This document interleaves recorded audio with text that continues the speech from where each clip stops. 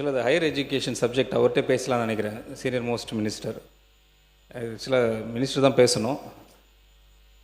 குவான்டிட்டியாக குவாலிட்டியான்னு ஒரு question raise ஆகுது.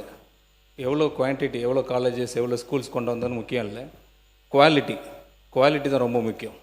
Honourable chief மினிஸ்டரோட review மீட்டிங்கில் ஆனரபிள் மினிஸ்டர் விஸ்வநாதன் சாரும் பார்ட்டிசிபேட் பண்ணாங்க. அப்போ டிஸ்கஷனில் வர பார்த்து எவ்வளோ காலேஜஸ், எவ்வளோ ஸ்கூல்ஸ்னு இருக்க பார்த்து ஒரு டிஸ்கஷன் வந்துச்சு. நம்மளும் ஒரு காலேஜ் நடத்தியிருக்கோம், நிறைய மினிஸ்டர்ஸ், ஃபார்மர் மினிஸ்டர்ஸ் இருக்காங்க, அவங்களும் காலேஜ் வச்சுருக்கிறாங்க. குவாலிட்டி எப்படி ரைஸ் பண்ணணும்னு அவங்களுக்கே தெரிஞ்சிருக்கும்.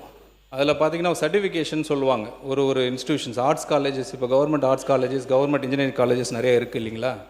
அதில் எவ்வளோ சர்டிஃபிகேஷன் வாங்கியிருக்காங்கன்னு ஒரு லிஸ்ட் எடுத்தோம்னா கடந்த ஒரு 30-40 ஆண்டுகளாக ஒன்றுமே கிடையாது.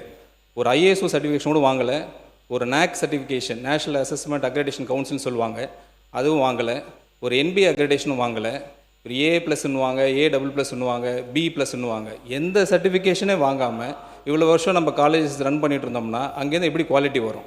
ஒரு குவான்டிட்டி மட்டும் தான் வெளியே வரும். அதை அடிப்படையில் நம்ம எந்த முயற்சி எடுத்த மாதிரி தெரியல. அதுக்கு ப்ரைவேட் காலேஜஸ் பார்த்திங்கன்னா அவங்க ஃபார் பெட்டராக பெர்ஃபார்ம் பண்ணிகிட்டு இருக்காங்க. அதனால தான் அங்கே கேம்பஸ் பிளேஸ்மெண்ட் போகிறாங்க.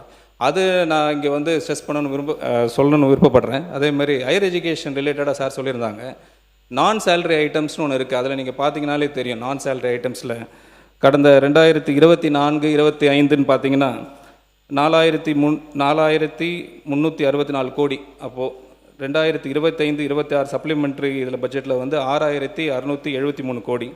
இன்டர்வியூ பட்ஜெட்டில் பார்த்தீங்கன்னா 2026-27 8,176 கோடி.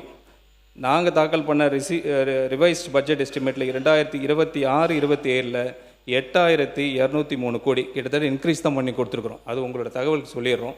அது மட்டும் இல்லாமல் இந்த ஸ்கூல் எஜுகேஷன் வந்து டிபார்ட்மெண்ட் வந்து எனக்கும் அதில் கொஞ்சம் எக்ஸ்பீரியன்ஸ் இருக்குது ஓரளவுக்கு. வேலு சார்லாம் இருக்காங்க, பெரிய எஜுகேஷனிஸ்ட் அவங்களாம். அந்த என்ன சார் நீங்கள் பேசுங்க, அமைச்சர் இங்கே பார்த்து பேசுங்க. நீங்கள் தொடர்ந்து பேசுகிறேன், அங்கேருந்து வாய்ஸ் இல்லை, நீங்கள் அதை பற்றி கவலைப்பட வேணாம், நீங்கள் பேசுங்க.